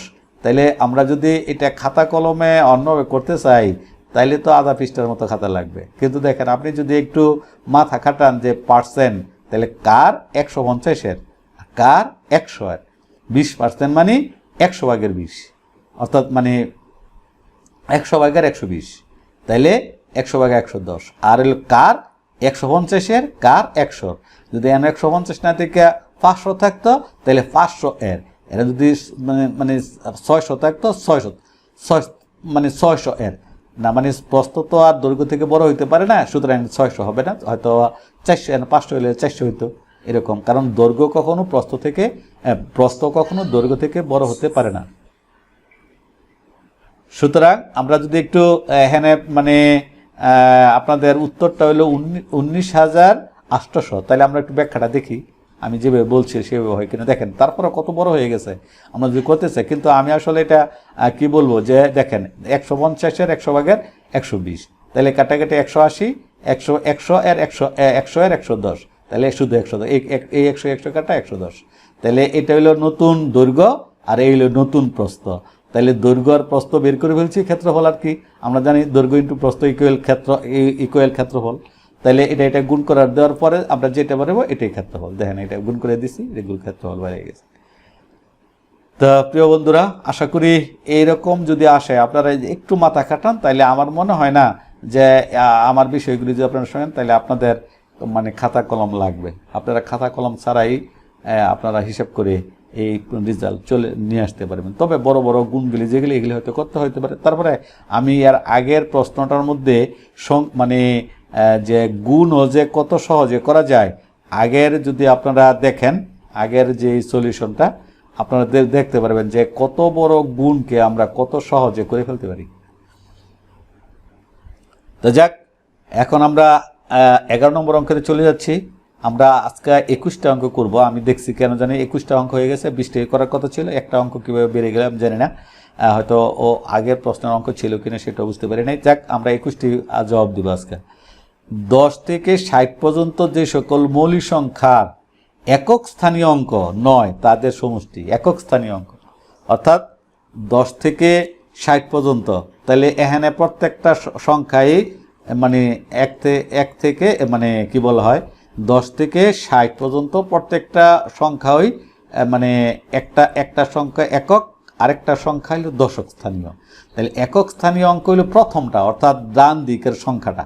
এটা হলো যদি 9 হয় তা 9 এবং তাদের সমষ্টিগত। আবার বলছে মৌলিক সংখ্যা, তাহলে এখন আমাদের মাথায় থাকতে হবে যে মৌলিক সংখ্যা কাকে বলে। তাহলে মৌলিক সংখ্যা হইল ওই সকল সংখ্যা যে সংখ্যাকে ওই সংখ্যা এবং এক ছাড়া অন্য কোনো সংখ্যা দিয়ে ভাগ করা যায় না, সেটাকে মৌলিক সংখ্যা বলা হয়। তাহলে ব্যাপারটা বুঝতে পারতেছেন যে মৌলিক সংখ্যা হইল ওই সংখ্যা, আপনারা নিশ্চয়ই জানেন, কিন্তু তারপরে আমি আপনাদেরকে একটু মনে করাই দিচ্ছি যে মৌলিক সংখ্যা হইল ওই সংখ্যা যে সংখ্যাকে ওই সংখ্যা এবং এক ব্যতীত অন্য কোনো সংখ্যা দ্বারা বিভাজ্য নয়। যেমন ধরেন 5 এমন একটি সংখ্যা যে সংখ্যাকে 1 এবং 5 ছাড়া অন্য কোনো সংখ্যা দ্বারা বিভাজ্য করা যায় না। তাহলে এখানেও আমাদের এই 10 থেকে এই 60 পর্যন্ত যে সকল সংখ্যার ডান দিকে 9 আছে, একক স্থানীয় অঙ্ক 9 আছে, এবং যেটা মৌলিক সংখ্যা সেটা আমাদের মানে এখানে সমষ্টি একসাথে যোগ করতে হবে। 9 থাকলেই হবে না, কিন্তু একক স্থানীয় অঙ্ক 9 থাকলে, যেমন 49-এর আগে কিন্তু 9 আছে, কিন্তু 49 কিন্তু মৌলিক সংখ্যা নয়, কারণ 49-কে 7 দিয়ে ভাগ করলে মিলে 7 7 49, আবার 49 দিয়ে ভাগ করে মিলে আবার 1 দিয়ে ভাগ করে মিলে, সুতরাং এটা মৌলিক সংখ্যা হতে পারে না। সুতরাং 9 থাকলেই হবে না, আমাদের আবার এনশিওর করতে হবে যে ওইটা মৌলিক সংখ্যা কিনা। তাইলে আমরা কি নিতে পারি, তাইলে আমরা প্রথম সংখ্যাটা অবশ্যই 19 হতে পারে, কারণ 19 এমন একটা সংখ্যা যে সংখ্যাকে আপনি 19 এবং 1 ছাড়া অন্য সংখ্যা বার করতে পারবেন না। 29 আর কত হইতে পারে, 59 হইতে পারে। দেখি আমি আমার ব্যাখ্যাটা কি আসে। হ্যাঁ, যে 19, 29, 59। দেখেন এই 59 এটাকেও এই অন্য কোনো সংখ্যা দ্বারা ভাগ করা যায় না, 59 এবং 1 ছাড়া। 29 ঠিক তাই, 19 ঠিক তাই। তাইলে কি বলছে, তাদের সমষ্টি। তাহলে এই তিনটার যোগফল 107। তাহলে আপনাদের এই যে 107 দেখেন আপনাদের ইয়াতে 107 দেওয়া আছে। তাহলে প্রিয় বন্ধুরা, আপনারা বিষয়টা বুঝতে পারতেছেন। এখন যদি আপনাদের আসে অন্য কিছু, যেমন 60 থেকে 100 পর্যন্ত যে সকল সংখ্যার মানে একক স্থানীয় অঙ্ক 1 আছে তাদের যোগফল আপনি নির্ণয় করেন, এরকম আসতে পারে। অথবা আসতে পারে 1 থেকে 100 পর্যন্ত কয়টা মৌলিক সংখ্যা আছে সেটা আসতে পারে। হ্যাঁ, তার মৌলিক সংখ্যা সবচেয়ে ছোট মৌলিক সংখ্যা কি সেটা আসতে পারে। সবচেয়ে মৌলিক সংখ্যা কি নিশ্চয়ই আপনারা জানেন যে সবচেয়ে ছোট মৌলিক সংখ্যা হইল 2। 1 মৌলিক সংখ্যা না, এটা মনে রাখবেন, 1 মৌলিক সংখ্যা না, 2 থেকে মৌলিক সংখ্যা শুরু হয়। তো যাক, আমরা মানে এই প্রসঙ্গে আরও কিছু কথা বলে ফেললাম। আর মৌলিক সংখ্যা আরেকটা কথা বলি, এই মৌলিক সংখ্যা নির্ণয়ের একটা পদ্ধতি, সেই পদ্ধতির নাম হলো ইরাটোথনিক্স ছাঁকনি পদ্ধতির মাধ্যমে মৌলিক সংখ্যাকে খুব সহজে নির্ণয় করা যায়। তো যাক, আমি এই যে কথাটা বললাম, এই কথাটা আপনাদের কোনো একটা পরীক্ষায় মানে দেখেছি যে কোন পদ্ধতিতে সহজে মৌলিক সংখ্যা নির্ণয় করা যায়। তো সেখানে ইরাটোথনিক্স অর্থাৎ ক্লাস 8-এর বইয়ের মধ্যে এই বিষয়টা আছে যে ইরাটোথনিক্স ছাঁকনির মাধ্যমে সহজে মৌলিক সংখ্যা নির্ণয় করা যায়। যাক, আমরা 12 নম্বর অঙ্কে চলে যাচ্ছি। প্রিয় বন্ধুরা, খুব সহজ একটা অঙ্ক। x - 1/x ইকুয়াল 1 হলে x³ প্লাস মাইনাস 1/x³ এর মান কত? তাহলে আপনাদের বিষয় অর্থাৎ এই বীজগণিতের অঙ্কগুলোর মধ্যে মান নির্ণয় ম্যাক্সিমাম থাকে, সমাধানও থাকে, আবার ফাংশনও থাকে, তবে মানে একটা মান নির্ণয় থাকে ঠিক এরকমেরই। তাই আপনাদেরকে মান নির্ণয়ের যে মানে একটা কিউবের মান নির্ণয়ের সূত্রটা আপনাদের মনে রাখতে হবে, আর স্কোয়ারের মান নির্ণয়ের সূত্রটা আপনাদের মনে রাখতে হবে। এই মানে এই সেশনেই আমি স্কোয়ারের মান নির্ণয়ের সূত্রগুলো 2টা সূত্র বলেছি, আর এখন হলো কিউবের অর্থাৎ a³ মাইনাস b³ আর a³ plus b³ a³ plus b³ এর মান নির্ণয়ের সূত্র আপনারা নিশ্চয়ই বই থেকে আপনারা জানেন অবশ্যই। তারপর আপনাদের জানার জন্য আমি আবার একটু বলছি যে a minus b whole cube plus 3ab into a minus b আর a plus b whole cube minus 3ab into a plus b, ওটা এই দুইটা মান নির্ণয় সূত্র। আর এখানে যেহেতু মাইনাসের আছে সুতরাং, আর এরকম অঙ্ক যদি আসে আমার মনে হয় আপনারা যদি মান নির্ণয় একটু চর্চা করেন তাইলে এর অঙ্ক করারও দরকার নাই। তাইলে কি করতে হবে আমাদের, যে এই যে মান থাকবে এই মানের কিউব, এই মানে অর্থাৎ এই মানে x মাইনাস 1/x ইকুয়াল 1 আছে, এই যাই মান থাকুক ওই মানের উপর কিউব দিবেন। তারপরে দেখবেন মানটা মাইনাসে আছে না প্লাসে আছে, তাহলে মানটা মাইনাসে আছে, তাহলে কিউব দেওয়ার পর এখানে যদি মাইনাসে থাকে তারপরে একটা প্লাস দিবেন, আর যদি এখানে প্লাস থাকে তাহলে এই মানের উপরে কিউব দেওয়ার পরে মাইনাস দিবেন। তারপরে সূত্রের 3, তারপরে হইল কি সূত্রের 3, তারপরে যদি এখানে এটা 1/x না থাকে যদি xy থাকতো তাইলে ওই মানটা সূত্রের 3-এর সাথে ওই মানটা গুণ করবেন, আর পরে আর এই মানটা গুণ করবেন। অর্থাৎ সূত্রটা হইল কি সাধারণত যে a minus b whole cube plus 3ab into a minus b, অর্থাৎ এইটা অর্থাৎ আবার আমি একটু বলি যে প্রথম পদের গণ যদি মাইনাস হয়, এখানে যদি মাইনাস হয় তাহলে আমি সূত্রটা কি হবে, প্রথম রাশির গণ আর প্রথম রাশি যাই থাকুক, অর্থাৎ সরি ভুল বলছি আমি, যে যদি এখানে মাইনাস থাকে তাহলে কি লিখবো আমরা, যে প্রথম রাশি ইন্টু দ্বিতীয় রাশি, না প্রথম রাশি মাইনাস দ্বিতীয় রাশি তার হোল কিউব, প্রথম রাশি মানে মাইনাস দ্বিতীয় রাশি তার হোল কিউব প্লাস সূত্রের 3 ইন্টু প্রথম রাশি ইন্টু দ্বিতীয় রাশি ইন্টু হইল প্রথম রাশি মাইনাস দ্বিতীয় রাশি। তাহলে এখন আমরা এইভাবে মনে রাখতে পারি তাহলে এখানে যাই থাকুক তাহলে প্রথম রাশি মাইনাস দ্বিতীয় রাশির হোল কিউব, তাহলে যদি এখানে মাইনাস অথবা যদি এখানে মাইনাস থাকে তাহলে এখানে মাইনাস থাকলে এখানেও মাইনাস থাকবে, এখানে মাইনাস থাকলে এখানেও মাইনাস থাকবে। তাহলে প্রথম রাশি ইন্টু দ্বিতীয় রাশি তার যদি এরকম হয়, মানে আমি সংক্ষিপ্তভাবে বলি, যদি এরকম অঙ্ক আপনারা পান আর এখানে মাইনাস থাকে এখানে মাইনাস থাকে তাইলে কি করবেন, এই মানের উপর কিউব দিবেন, এখানেও মাইনাস থাকলে পরে প্লাস দিবেন, প্লাস দিয়ে সূত্রের 3 লিখবেন, 3 লেখার পর আর যেহেতু যদি এরকম 1/x থাকে তাহলে তো এই x এ কাটা যাবে আর কিছুই থাকবে না। তারপরে এই আবার মানে 3-এর সাথে আবার এই মানটাই গুণ করে দেবেন, তাহলে এটার ফলটা কত হইতে পারে আপনারা একটু বলেন তো। তাহলে 1-এর উপরে কিউব মানে এলো 1, তারপরে হলো প্লাস 3 ইন্টু 1, 3 কে 3 4, এই দেখেন 4 চলে আসছে, দেখছেন। তাহলে দেখি আমরা অঙ্কটা যদি করেন আপনারা তাহলে এইভাবে করতে হবে। দেখেন আমি আসলে ওই যে সংক্ষিপ্ত আকারে এখানে করে বলছিলাম, দেয়াই দিছি 1-এর কিউব প্লাস হলো 3 ইন্টু 1 ইজ ইকুয়াল টু 1-এর কিউব মানে হলো 1 আর প্লাস 3 সমান সমান 4 আর এইটা করার দরকার নেই। আর যদি মনে হয় যে আপনারা করা দরকার তাহলে করবেন, আর যদি একটু চর্চা করেন তাহলে একটু করার দরকার নেই। এরকম অঙ্ক আসলে আপনি মানে এই অঙ্ক করতে আপনার 10 সেকেন্ড সময় লাগবে। আর যদি আপনি এরকম করে করেন তাহলে তো লাগবেই। আর যদি সূত্র যদি আপনাদের মনে না থাকে তাহলে তো সমস্যাই। তাইলে এই মান নির্ণয়ের সূত্রগুলো আপনাদের ভালোভাবে মনে রাখতে হবে। যা ক্লাসটা বড় হয়ে যাচ্ছে, কিন্তু তারপরেও কিছু করার নাই, মানে বুঝাইতে বা বলতে যাইয়া ব্যাখ্যা করতে যাইয়া কথা বলতে হয়। জানি না আপনাদের কেমন লাগছে, আপনারা বোরিং হচ্ছেন কিনা। যেহেতু আপনাদের প্রয়োজন হবে, সুতরাং একটু বোরিং হইলেও আপনারা ক্লাসটা দেখে নেবেন। এখন আমরা 13 নম্বর অঙ্কটা চলে যাচ্ছি। একটি শ্রেণীর প্রতি বেঞ্চে 4 জন করে ছাত্র বসলে তিনটা বেঞ্চ খালি থাকে।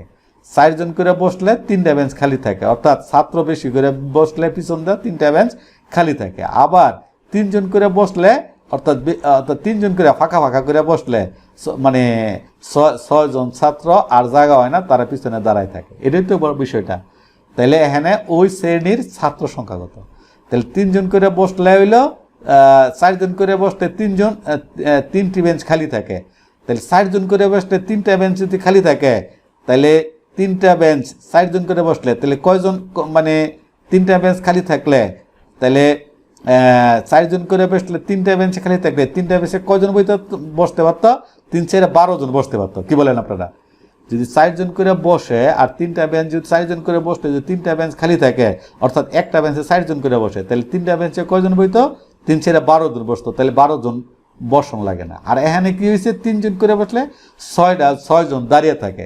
তো যদি 6 জন করে বসে তাহলে 3 জন করে 6টা বেঞ্চ 6 জন দাঁড়িয়ে থাকে, অর্থাৎ ফাঁকা অর্থাৎ তাহলে বেঞ্চের সংখ্যা কমে যায়। তাহলে আমরা এখানে দুইটা আমরা মানে সমীকরণ করতে পারি।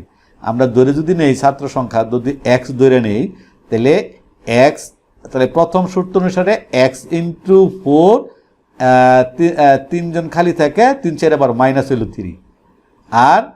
আর এটার যদি আমরা ধরি তাহলে 4 জন করে, তাহলে 3x প্লাস হইল 6। তাহলে আমরা 6, তাহলে দুইটা আমরা সমাধান করার পরে দেখি কি আসে, চলে আসে দেখি। আচ্ছা, মনে আছে, মনে করি বেঞ্চের সংখ্যা x, বেঞ্চের সংখ্যা হইল x ধরে নিলাম। তো প্রথম শর্ত অনুসারে ছাত্র সংখ্যা কত হইব? যে প্রথম 4 জন করে বইছে এক সংখ্যক বেঞ্চে, তাহলে এই কয়ের সাথে হইল 1। তারপরে আবার কি 3টা বেঞ্চ খালি থাকে, তো 3টা বেঞ্চে কয়জন বইতে পারতো? 3 4 12 জন, তাহলে 12 জন বাদ, অর্থাৎ এখান থেকে। এটা হলো প্রথম শর্ত অনুসারে প্রথম সমীকরণ। দ্বিতীয় সমীকরণ হইল 3 জন করে বসলে 6 জন দাঁড়ায় থাকে, তাহলে 3 × ক, যে 6 জন দাঁড়ায় থাকে, তাহলে এই 3 ক এর সাথে 6 জন যদি আমরা যোগ করি, তাহলে এই দ্বিতীয় শর্ত অনুসারে ছাত্র সংখ্যা বাড়ে। তাহলে একটি ক্লাসে যে মানে ছাত্র সংখ্যা এইটা যত হয়েছে, এটা হচ্ছে ঠিক ততই। কি বলেন? এই শর্ত অনুসারে ওই ক্লাসের ছাত্র সংখ্যা যত, এই শর্ত অনুসারে ছাত্র সংখ্যা যত। সুতরাং আমরা এই মানে 4ক - 12 = 3q + 6 লিখতে পারি, এবং লেখার পরে আমরা কয়ের মানটা আমরা পেয়ে ফেলতে পারি। আর কয়ের মান যদি পেয়ে যাই, তাহলে এই কয়ের মানটা আমরা ছাত্র সংখ্যা যেহেতু বার করতে হবে, ছাত্র সংখ্যার যে কোনো এক জায়গায় কয়ের মানটা যদি আমরা বসিয়ে দেই, তাহলে ছাত্র সংখ্যার মানটা আমরা পেয়ে যাব। তাহলে আমরা লিখতে পারি, যাই দেখেন আমরা লিখছি 4ক - 12 = 3ক + 6 = ক = 18। দেখেন আমরা এখন তো এত কিছু লেখার সময় নেই আমার। হ্যাঁ, ক = 18 হয়েছে কেমনে? যে এখানে আছে ধরেন 3ক, এই 3ক যদি আমরা এই সাইডে নিয়ে আসতাম, তাহলে এটার আগে ছিল প্লাস, হয়ে যেত মাইনাস। 4 করতে 3ক গেলে একটা ক, আর এই 12 যদি আমরা এই সাইডে নিয়ে আসতাম, তাহলে এটার আগে মাইনাস, আর তখন এই সাইডে এসে হয়ে যেত প্লাস। তাহলে 6ক আর 12ক সমান যেত 18ক। তাহলে ক = 18। তাহলে কয়ের মান চলে আসলো 18। তাহলে কি বেঞ্চের সংখ্যা, মানে মনে করি বেঞ্চের সংখ্যা 18, তাহলে এই বেঞ্চের সংখ্যা হয়েছে 18টা বেঞ্চ। তাহলে প্রথম শর্ত প্রথম ছাত্র সংখ্যা কত? 4ক - 12। তাহলে এই ছাত্র সংখ্যা হয়েছে এইটা। তা অথবা এটা মানে এটাও ছাত্র সংখ্যা, এটাও ছাত্র সংখ্যা, অর্থাৎ এই 2 নম্বর আর 1 নম্বর সমীকরণের যে কোনো জায়গায় আপনি এই কয়ের মান বসাই দিলেই এই ছাত্র সংখ্যার মানটা চলে আসবে। তাইলে আমরা 1 নম্বরটাতে বসাইছি অবশ্য, ওই যে এটাতে বসাইছি, এটাতে বসাইলে চলে আসতো। তাহলে 4 ক -12, 4 ইন্টু কয়ের মান হলো 18, আর 18 4 18 তে গুণ করে আমরা 12 দিয়ে যদি বিয়োগ করি তাহলে 60, অর্থাৎ 4 8 72, 72 তে 12 গেলে 72 তে 12 গেলে 60, তাহলে 60 দেখেন আপনাদের এই 60 বিষয় দুইটা দেওয়া আছে কেন জানি না, 60 হবে 60। সরি আমি একটু ইয়ে নেই, পেন নেই। এটা মান, এটা মান, এটা মান, এটা মান, এটা মান হবে না, এটা কাটা, এটা কাটা। তাহলে যাক প্রিয় বন্ধুরা, আপনারা বিষয়টা বুঝতে পেরেছেন যে আসলে কিভাবে আমরা এইগুলি করতেছি। এখন আপনাদের আরেকটা 14 নম্বর অঙ্কটা হইল যে x² + 7x + p যদি x - p দ্বারা বিভাজ্য হয়, p এর মান, তাহলে বুঝে যাচ্ছে এটা একটা ফাংশনের অঙ্ক। তাহলে x এর মান আমরা যদি ফাংশন ধরে নেই যে f মানে 5 ধরে নেই, আর 5 এর মানটা এই 5 এর মান যদি আমরা এই এখানে বসাই নেই, তাইলে আমরা অঙ্কটা আমাদের চলে আসবে, যেহেতু বলা আছে যে x অর্থাৎ এই x² + 7x + p এর একটা উৎপাদক হইল x - 5। তাইলে বুঝ হয়ে যাচ্ছে এটা একটা ফাংশনের।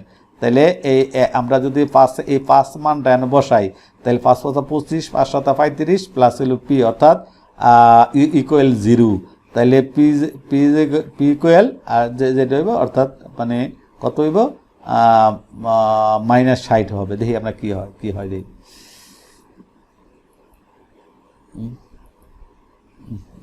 সরি,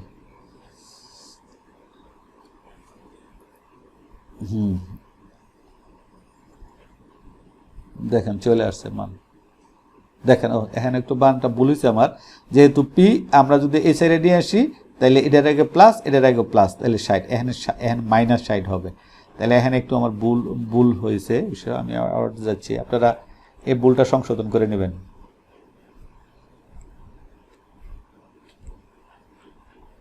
সরি, আমার এখানে ভুল হয়েছে, এই ভুলটা সংশোধন করে নেবেন আপনারা, লিখতে ভুল হয়ে গেছে। দেখেন যদি আমরা পিটাকে আমরা যদি এই সাইডে রাখি আর এটাকে যদি আমরা এই সাইডে নিয়ে আসি, দুটোটার আগে প্লাস চিহ্ন আছে, সুতরাং এখানে মাইনাস চিহ্ন হবে, সুতরাং আমাদের রেজাল্টটা এটাই চলে আসবে। আপনারা বুঝতে পারতেছেন আমার এখানে হয়তো মিস্টেক হয়ে গেছে, মানে লেখায় মিস্টেক হয়ে গেছে। তো যাক, আমি আমার এখানে লেখাটাই মিস্টেক হয়ে গেছে, আমি আবার লিখে দিই, অর্থাৎ এখানে হইব -60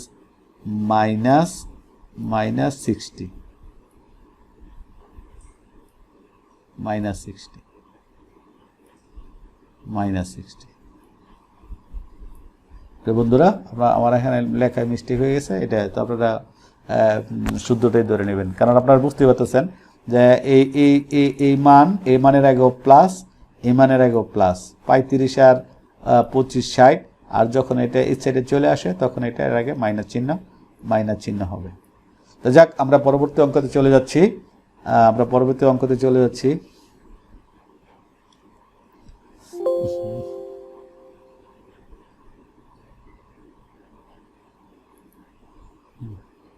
সরি,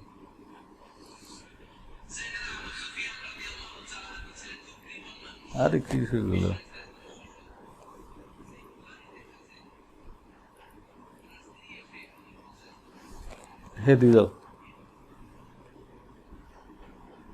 প্রিয় বন্ধুরা, 15 অঙ্কটা আপনারা দেখেন, 6 জন পুরুষ, 8 জন স্ত্রীলোক এবং 1 জন বালক বয়সের গড় 65 বছর। পুরুষদের গড় 40 বছর, স্ত্রীলোকদের বয়সের গড় 34 বছর, বালকের বয়সের কত। তাহলে আপনারা জানেন তো গড় অঙ্ক খুব সহজ, যে কয়জন, 6 আর 8 হইল 14, 14 এর 15, তাহলে 15 জনের গড় হইল মানে 15 জনের সমষ্টি কত হইব, এই 35টা 15 গুণ। আবার হইল কত, পুরুষ হইল কতজন, পুরুষের গড় হইল 40, তাহলে পুরুষের সমষ্টি কত হইব, এই 40টা মানে 40টা 6 গুণ করলে যেটা হলে চলবো, মানে এটা হইল পুরুষদের। আর স্ত্রীদের হইল কত, স্ত্রী কয়জন, 8 জন, আর স্ত্রীদের এই 8 দিয়ে যদি আমরা এটারে গুণ করি তাইলে আমি এর গুণ করি তাইলে আমাদের কি আসবে, আমাদের চলে আসবে তো কত, আর দিয়ে গুণ করলে অর্থাৎ স্ত্রীদের চলে আসবে। আর এই মোটের থেকে এই পুরুষের গড় যোগ হলো স্ত্রীদের পুরুষের সমষ্টি আর স্ত্রীদের সমষ্টি, এই দুই সমষ্টি এই মোট সমষ্টির থেকে যদি আমরা বিয়োগ করে দেই তাহলে যেটা আসবে এটাই বালকের যেটা বালকের বসে। তাহলে দেখি আমাদের ইয়েটা কি আসছে, দেখেন 6 জন পুরুষ যোগ 8 জন স্ত্রী যোগ 1 সমান 15 জন বয়সের সমষ্টি 15 × 35 = 525। আবার পুরুষের বয়সের সমষ্টি 6 × 40 এত বছর, আর স্ত্রীদের সমষ্টি হলে এত বছর। তাহলে মানে বালকের বয়স কত, অর্থাৎ এই টোটাল থেকে যদি আপনি এই তাদের বয়সটা অর্থাৎ এই দুইটার যোগফল অর্থাৎ এই পুরুষের যোগফল, পুরুষ এবং মহিলা তাদেরটা যদি আপনারা দুইটা একসাথে যোগ করে যদি এই টোটাল থেকে বাদ দেন তাহলে যেটা হবে এটাই তাহলে 13 বছর। এই 13 বছর। তো প্রিয় বন্ধুরা, আমরা 16 নম্বর কোণ চাচ্ছি 60 ডিগ্রি কোণের পূরক কোণ কোনটি? পূরক কোণ কাকে বলে? দুইটা কোণের মান যদি একটা কোণে কি বলবো যে দুইটা যদি কোণ হয় আর এই দুইটা কোণ মিলে যদি 60 ডিগ্রি হয়, 90 ডিগ্রি হয়, তাইলে একটা অপরটার পূরক কোণ। তাহলে পূরক কোণ কাকে বলে? যে মানে দুইটা কোণ মিলে যদি 60 ডিগ্রি হয় আর 60 ডিগ্রি যদি হয় তাইলে প্রত্যেকটা কোণ একটা কোণের আরেকটা পূরক কোণ। তাইলে 90 ডিগ্রি হয়, এক সমকোণ হয়। দুইটা কোণ যদি এক সমকোণ বা 90 ডিগ্রি হয় তাহলে এই দুইটা কোণ একটা অপরটার পূরক। তাইলে যেহেতু পূরক কোণ বলছে তাহলে 40 ডিগ্রি কোণের পূরক কোণ কোনটা? তাহলে 40 ডিগ্রি কোণের, তাহলে আমরা 40 ডিগ্রি কোণ অর্থাৎ 90 ডিগ্রির দুইটা কোণ, তাহলে 90 ডিগ্রি দুইটা কোণ হলে 90 এর থেকে 40 বিয়োগ দিলে যেটা হবে এটাই। তাহলে এই যে 90 এর থেকে যদি আমরা 40 বিয়োগ দেই তাহলে 50 থাকে, তাহলে 50 ডিগ্রি। তাহলে দেখেন কি আসছে, ফলে কি আসে দেখি।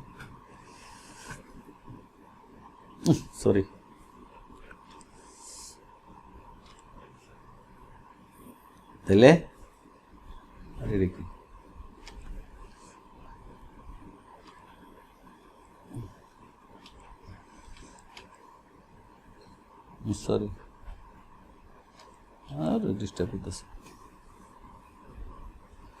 ব্যাখ্যা চলে আসছে। আমরা জানি দুই কোণের সমষ্টি 90 ডিগ্রি হলে এবং এদের একটি অপরটির পূরক কোণ হয়, তাহলে 40 থেকে 90 থেকে 40 বিয়োগ 90 ডিগ্রি দিচ্ছি চলে আসছে। আমি নিচে লক্ষ্য করে নেই, আমি মনে করছিলাম অন্য একটা অঙ্ক। যাক, আমরা পরের অঙ্কে চলে যাচ্ছি যে শূন্য 1, 2 এবং 3 দ্বারা গঠিত 4 অঙ্কের বৃহত্তম ও ক্ষুদ্রতম সংখ্যা বিয়োগফল কত?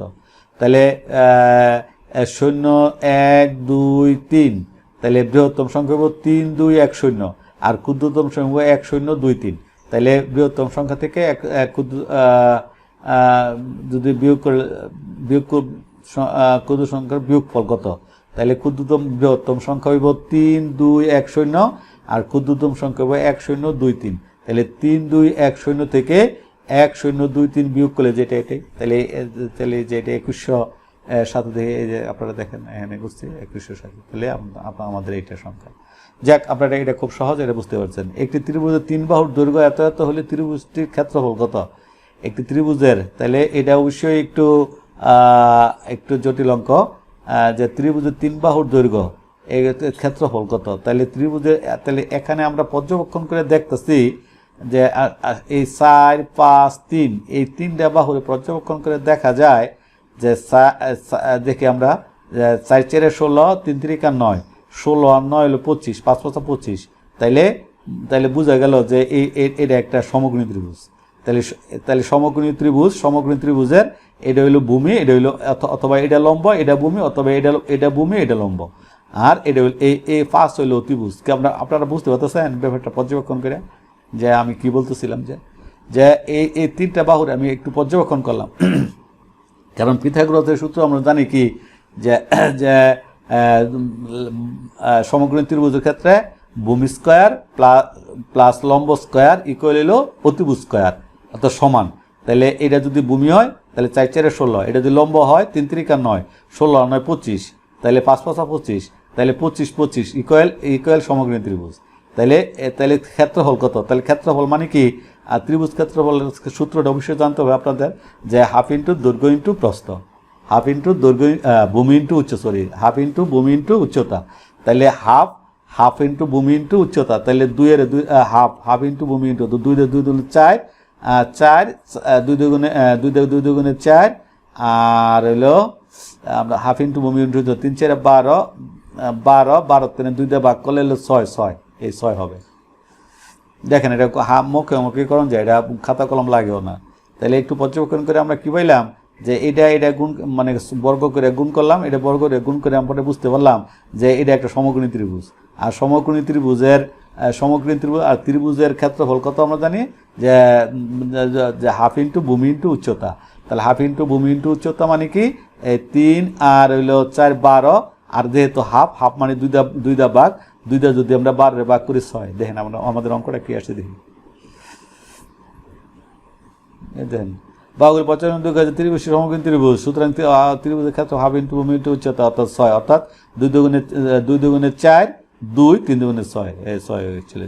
তাহলে আপনারা ব্যাপারটা বুঝতে পারতেছেন। তাহলে এত সমান কত? তাহলে যেহেতু আপনারা অবগত আছেন যে এটা একদম সহজ, হয়তো আপনারা নিশ্চয়ই এটা মানে পেরে জানছেন যে মাঝখানে যেহেতু সৈন্য আছে, অর্থাৎ মানে যত বড় সংখ্যা আর যত সংখ্যায় থাকুক, যদি কোনো সৈন্য দিয়ে গুণ করতে হয় তাহলে ওই গুণ ফল শূন্য হয়।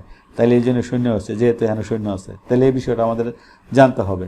তাহলে আমরা এটার ব্যাখ্যাটা আর দরকার নাই আমাদের জানার। আর পরবর্তীতে চলে যাচ্ছে, একটি বৃত্তের ক্ষেত্রফল এত বর্গ মিটার পরিধি, অর্থাৎ ক্ষেত্রফল বৃত্তের ক্ষেত্রফল অর্থাৎ পাই আর স্কয়ার, আর পরিধি হলো 2 পাই আর।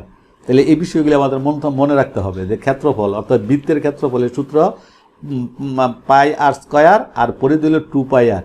তাহলে আমরা যদি ক্ষেত্রফলকে পরিধির দ্বারা ভাগ করি তাইলে ব্যাসার্ধ বাড়িয়ে যাবে। তাইলে আমরা যদি ভাগ করি তাহলে কি হয়, পাই আর স্কয়ার আর হইলো পাই আর স্কয়ার হইলো 16, আর 2 পাই আর হইলো 8। তাহলে 16 রে 8 দা ভাগ করলে হইলো 2, আর যেহেতু উপরে 2 পাই আর উপরে থাকে আর নিচে থাকে 2, তাহলে 8 এর 2 দা ভাগ করলে 4 হয়। দেখি আমরা হয়নি, 4 হয়, দেখি 4 হয় কিনা, আমি একটু দেখতেছি।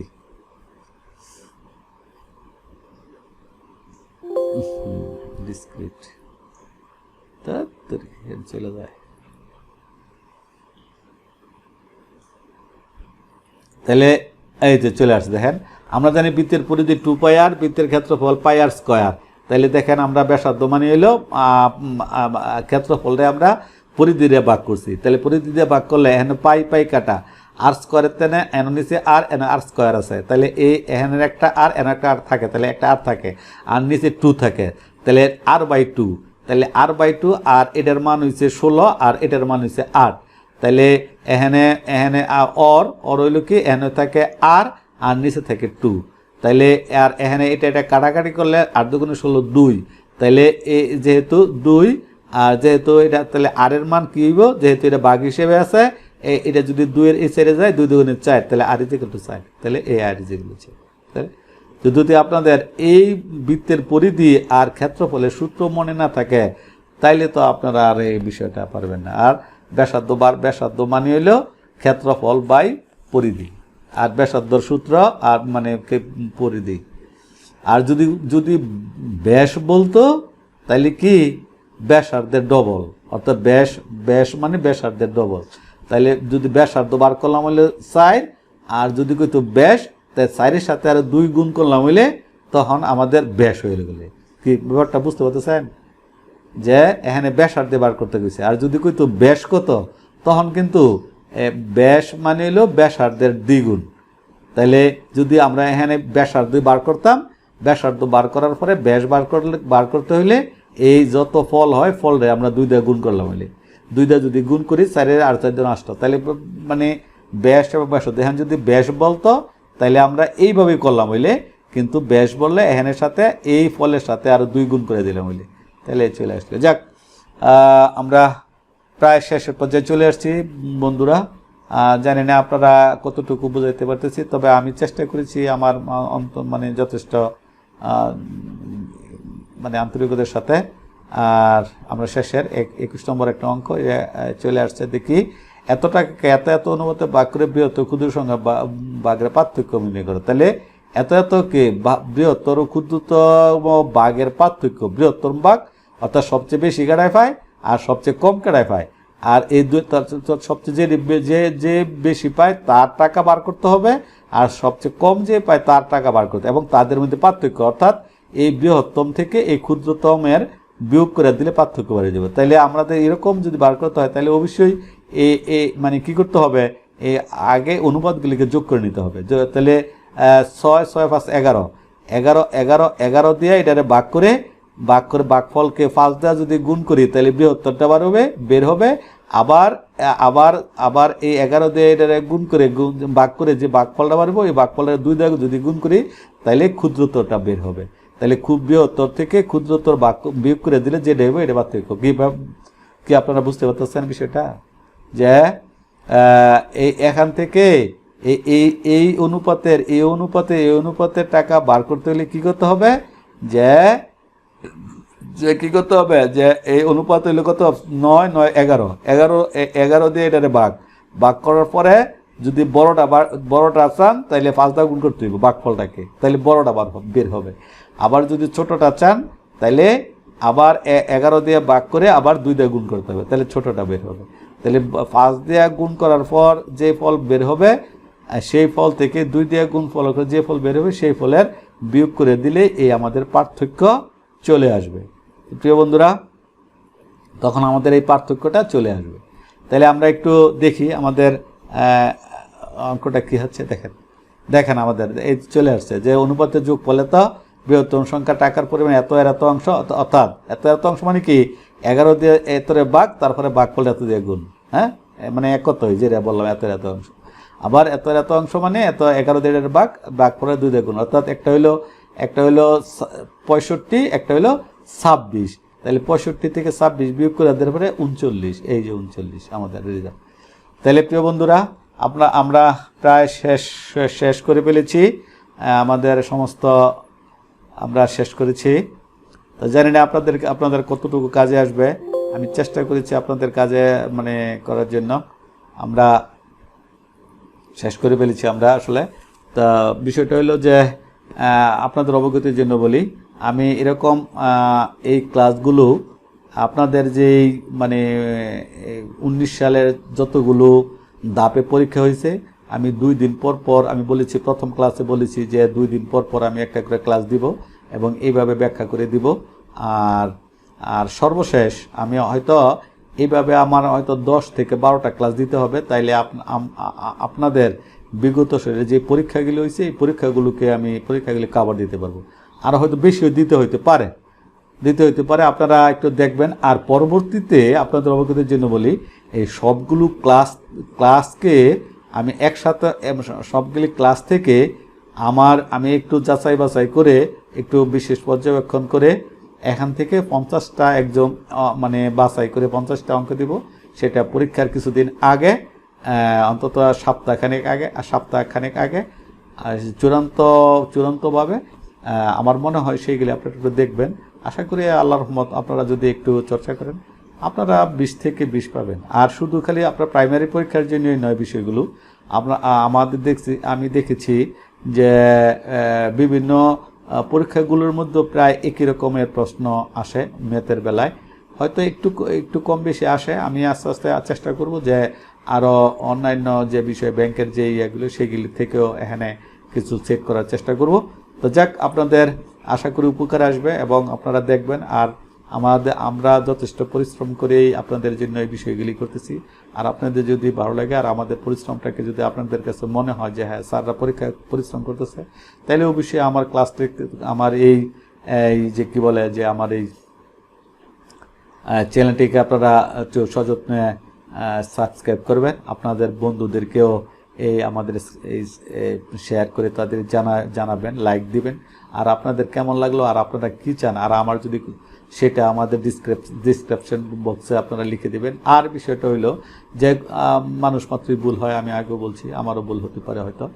যদি কোনো ভুল ত্রুটি হয়ে থাকে তাহলে অবশ্যই আপনারা নিজ গুণে ক্ষমা করবেন। আর আজকের মতো বিদায়, আবার আগামী ক্লাস আপনাদের সাথে দেখা হবে। সেই পর্যন্ত আল্লাহ হাফেজ। সকলে ভালো থাকবেন, নিরাপদে থাকবেন। আপনাদের সকলের সফলতা কামনা করে আজকের মতো এখানেই বিদায় নিচ্ছি। ধন্যবাদ সকলকে।